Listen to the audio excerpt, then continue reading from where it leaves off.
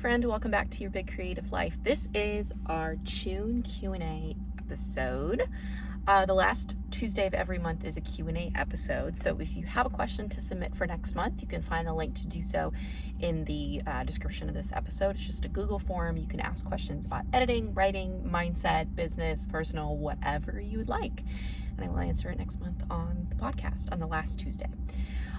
We have 5 questions today. First up is one from Instagram that I got. I put something on my Instagram stories. The question is, I work a lot. What are some beginner exercises that are not very long? So I'm assuming this person means writing exercises, but I'm not totally sure. So I'm going to answer it as if they're talking about writing exercises.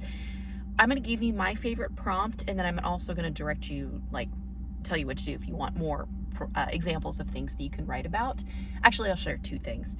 So if you want a writing exercise that's quick, that doesn't take a lot of time, but just sort of gets your creativity going, one of the best, most fun things you can do is when you are out and you see other people in public, like you're people watching, write a story. Imagine that you have to write a story about people that you see. For example, if you're sitting outside at a Starbucks, you're having a cup of coffee, and you see a guy in who's just been working out. He's drenched in sweat. He's coming inside. He's in a big hurry. Write a story about his day. What do you think this guy is doing? What's his deal? Why is he in a rush? What workout was he just doing? If you see 2 people at the table next to you who are having a really intense conversation and it looks like they're arguing, what are they arguing about? Just give yourself a page or 2 pages to write about the people that you see in public and just imagine a story for them. That can be kind of fun because I don't know about you, but I love people watching.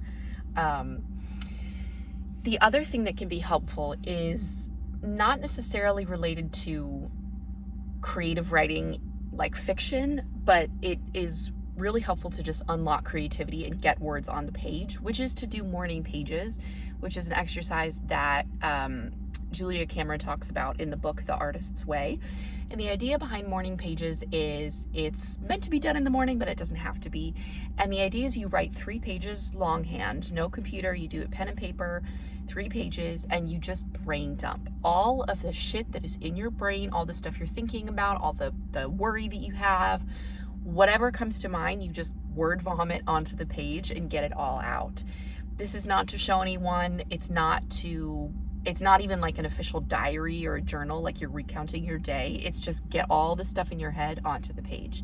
And the idea is that when you do this process, it just clears out the cobwebs. It clears out all this stuff so that you can then write creatively. I did an experiment where I did this, and I didn't necessarily find it helpful for writing a book that I was working on, but I did find it helpful for my anxiety. So you can try it and see. And then also, if you want other ideas of prompts, like writing prompts, you can just Google easy writing prompts. And there are tons of them, I'm sure, that you can find online that are just little quick ideas if you just want to do 10 minutes of writing or a page or 2 just to get in the practice of writing creatively, but you don't necessarily want to write something long. That's a great option for you. Next question is related to research, which is really funny because I have a Google Doc. It's a Google Sheets that's on my Google Drive where I have podcast ideas of different episodes that I can do. And one of the ideas that I had for an episode next month in July was for doing research for a novel. So stay tuned for that. I can definitely talk more about that in that episode. But my thoughts, let me read the question. That probably would be helpful, huh? Okay, so this person said, research, I need to do a lot, and I feel like writing sprints don't work for that part. Okay. Writing sprints in the strict sense don't work for research because you are not trying to get as much as done as you can quickly and, I don't know, thinking about how much you can get done when the timer is running. But you can apply the same concept to a research block of time. One of the pitfalls with research, that it's something that is very common for writers who have to do a lot of research, is that they can get so immersed in the research that they just either lose sight of the story or they don't actually start writing the story. It's very easy to get stuck in research mode, because especially for people who like doing the research, they like having a detailed outline, they like knowing all the things ahead of time. It can be tempting to be like, well, no, I have to figure out this thing. Like, how would a person handle this in this situation? I need to figure that out before I can start writing. Which, if it's something massive that really affects the plot, then maybe you do, but for most small things, you don't. You can absolutely do that later. So you can still apply the same principle of a writing sprint, where maybe for you, it depends how immersive, how much research you have to do, what it looks like. If it's really intensive, I guess there are all sorts of it just depends, but set a timer for 30 minutes or do a longer burst of time. Do an hour where you are researching and put some priorities to it. Like, what is essential for you to actually know before you start your book, before you continue writing your book, wherever you are in the process. Figure out what's truly essential and what you're actually going to research during that 30 minutes or hour or whatever it is. Even if you do longer, that's fine. But just try to block it off and divide it into research time and writing time, so that when you're researching, all you're doing is researching. And then when you're writing, all you're doing is writing. You're not trying to do both as you go, because that kind of multitasking just is not, it's not good. We're not good multitaskers, even though some of us think we are. It's not the best way to be productive. So definitely split up what you're doing.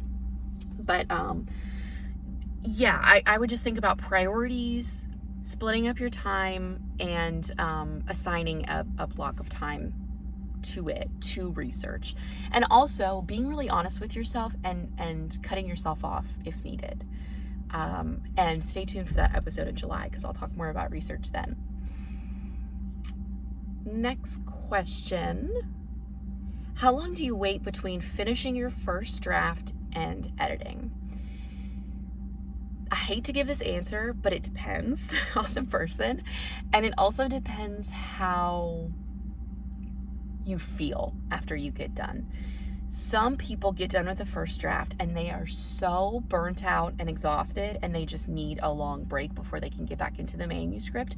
Some people are like, I feel so fucking good. Let's go. I cannot wait to edit this book. And that's their mindset. So in that case, for those people, they might only need like a week or two. But I would say that's the minimum. For me, in an ideal world, if I had to give you a time, I would say at least a few weeks is ideal, because it's going to help you step away from the manuscript, feel a little bit refreshed, feel like you can look at it slightly more objectively. And yeah, just have a break from it, which is so important. But if you want to take a longer break, like, there's nothing wrong with that, especially if you don't have an external deadline where you have to get your work to an editor, you have to get it to beta readers, you have to publish it, whatever it is. If there's flexibility, like, take a few months if you need to. I'm someone who's really excited about editing. Once I get done with the first draft, I'm like so ready to dive in. But I do make myself set it down, partially to do what I mentioned earlier, which is to give myself space, make sure I feel refreshed, all that stuff, but also because I want to just acknowledge and celebrate the fact that I finished the first draft of something, which is monumental. It is monumental, and it's very easy for us as writers to just constantly be thinking about what's next. So part of it is just a celebration too. But yeah, I would say at least a few weeks, but it can be more depending on how you're feeling about it. Yeah, that's what I would say. Okay, next question. I've been querying for 6 months and feeling hopeless. I've had only one full request and tons of passes, but still haven't heard from lots of agents on my list. When do I give up? First of all, I just want to say I'm so sorry that you're feeling this way, feeling hopeless. I get it. Querying is really tough. There's a reason that people call it the trenches. Like, it's rough. So I just want to say I empathize with you, and I'm thinking of you, because it really is a rough process. Now, I don't know how many agents you queried initially. It says that you've been querying for 6 months, which is a decent amount of time, but I don't know how many agents you've queried, and that to me is really what's more important, because if you've only queried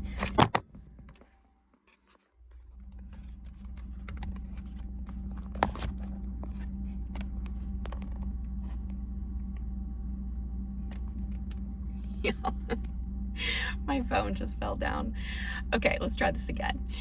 If you have only queried 8 or 10 agents in 6 months, then my answer is going to be different than if you've queried 90 agents in 6 months. If you are on the lower end where you've only queried 8, 10, 12 agents, keep going. That's a lower number. Feel free to be more aggressive with sending your queries out.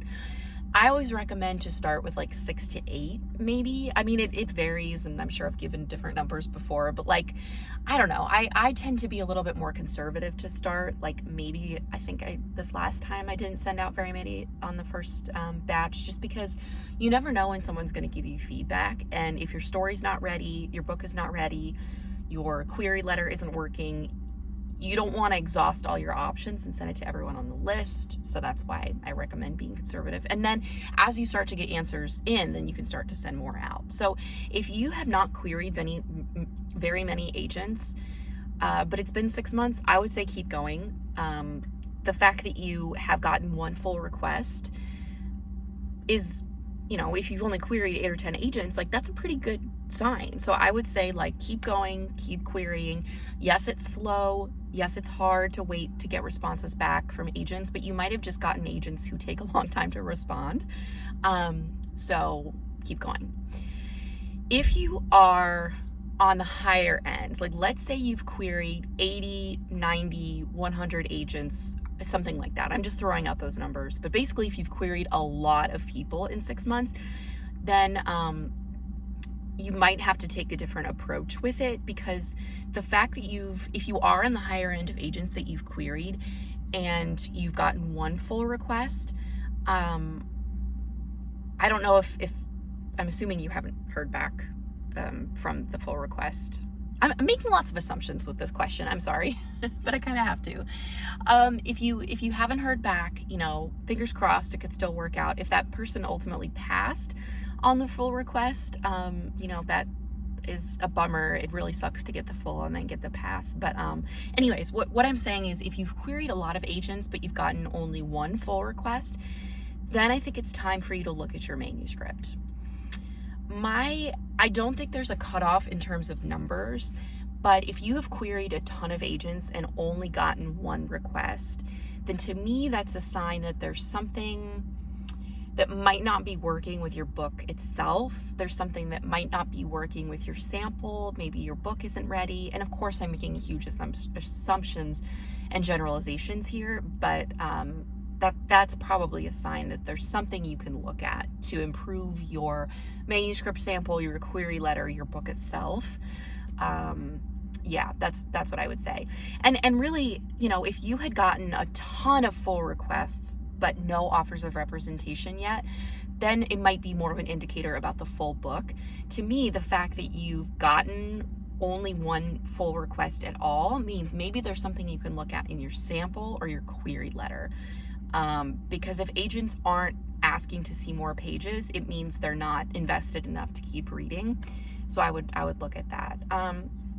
In terms of when you give up, I can't answer that. Every writer's threshold is different. If you have been querying for a while, in terms of a lot of agents, I would pull your manuscript and look at it and see if there's anything you want to adjust before you send it out to more agents. But yeah, some people query 50 agents, and if they don't get an agent, they're like, well, I guess this isn't meant for me. Maybe they try the next book to query. Maybe they take another publishing path. Some people query like 150 agents. So there's no right answer. Everyone has a different journey with this. Just know that I'm thinking of you, and I'm going to hope for the best. And it does suck. Some of the best advice that I got in the trenches is just to work on something else, like focus on your next project, keep busy so that you don't obsess and check your email. But I know that's easier said than done. So, all right, our final question for this month. Why is editing so expensive? I'm not being snarky. It's a genuine question. I can't afford to work with one right now, but want to for my next book. I understand. And I am treating this question as in good faith, that you're not being snarky. editing is expensive. It's definitely an investment. I mean, here's the thing. You could go on Fiverr and find someone who has just started to do this kind of thing and charges like next to nothing. You could do that. I mean, I started on Fiverr, so I don't want to say like there aren't any good editors on Fiverr. There definitely are some good editors on sites like Fiverr. So you could do that as an option, but here's my thing about editing. I feel like if I'm going to invest money in my book, I want to get solid, helpful feedback, corrections, polishing, whatever it is that I'm looking for. I've hired an editor in the past, and I decided to pay someone more of like market rates, like an industry standard price, as opposed to going on Fiverr, because I wanted someone with experience, because I wanted someone who was really going to give me the truth and be very honest and really spend a lot of time with my story.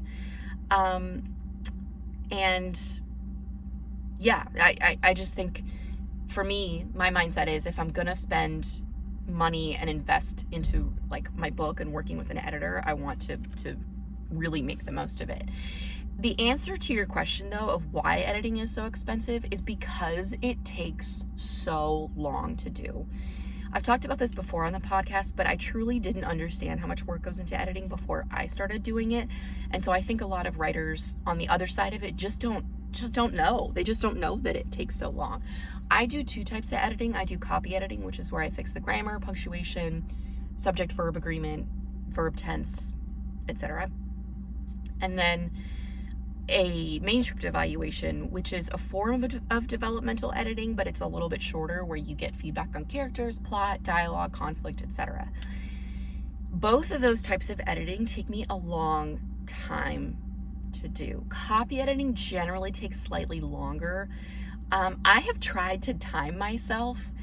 I tried early on when I was first starting to edit, but it was all over the place and it was really hard to keep track of, because sometimes I would just do like 30 minutes of editing and then stop, and then I would forget to track it. And some manuscripts, especially with actually no, for both, they really vary. The amount of effort and work it takes. I mean, with copy editing, I could make 3 corrections on a page, or I could make 30 corrections on a single page. So it just depends on the state of the manuscript. And that's also why I offer a range for copy editing, that there's a scale of how much it costs. But yeah, it just takes so long. So if you think about it, you're like, wow, it would cost me $1,000, let's just say, to get this manuscript edited. If you break it down by hour, it's actually not that much for the editor to be working on it. And something else you have to remember about editors who are freelancers is that they're not paying taxes. Like, taxes aren't being taken out automatically. So when someone pays me to work on a manuscript, I have to set aside 30% of that for taxes that I have to pay. I'm in the US, that's just how it works here. I set aside money for federal taxes. I set aside money for state taxes. I'm responsible for my own retirement. I have to save. I also have business expenses. Like, all of the tools that I use cost money. My email server costs money. The podcast stuff costs money. The subscriptions that I have, my accounting software, my assistant, all those things cost money. They're business expenses. So it's not like whatever you're paying the editor just makes that much. There's a lot that comes out of it before we take a paycheck from that. So that's factored into the price as well, which is why, honestly, it breaks my heart when I see editors who, this was a long time ago, maybe like a year ago, but I saw someone on TikTok who was like advertising that they would do a manuscript evaluation for $50. And this person was not new. Like, I was like, my immediate response was like, what the hell? So I looked and I'm like, well, maybe they're new. Maybe they're just gaining some experience. Like, I totally understand if that's the case, but this person was not new. And I'm like, why are you charging $50 to, I just was like, oh no. I remember the last project that I worked on Fiverr was so much work. It was so intense. It was an extremely long manuscript full of stuff that I needed to fix. I was doing copy editing and an evaluation, and I broke it down afterwards and looked at what I made per hour, and it was like $1.75. Like, it was It was terrible. So I don't know. I just, when I see editors advertising these really low prices, I'm like, you deserve to be paid like a market industry standard. Editors are not in it for the money. Like, they're not making much money doing this.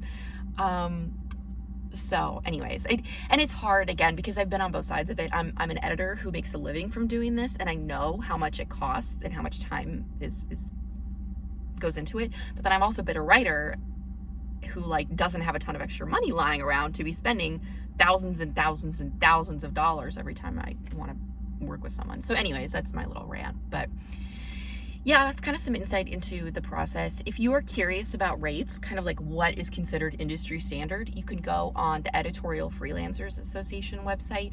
They have information about editing. They give you the averages. So, okay, if you're looking at copy editing for fiction, what are the averages? If you're looking at line editing, what are the averages? And I think they also have information on the site about what those different types of editing mean, if you're not sure. But yeah, you can get some estimates and see. And that just gives you more data, like more insight, especially if you're early on in the writing process and you know that you want to work with someone down the road. This person said, I can't afford to work with one right now, but want to for my next book. So maybe you can, start budgeting if you decide what type of editing you want, and think about like how much it might cost you on average. So, all right, that is all of our questions for the month of June. Thank you for listening. And again, if you have a question that you want me to answer, you can submit it on the Google form that's linked in this podcast episode. I hope you all have a wonderful rest of June, and I will talk to you next week.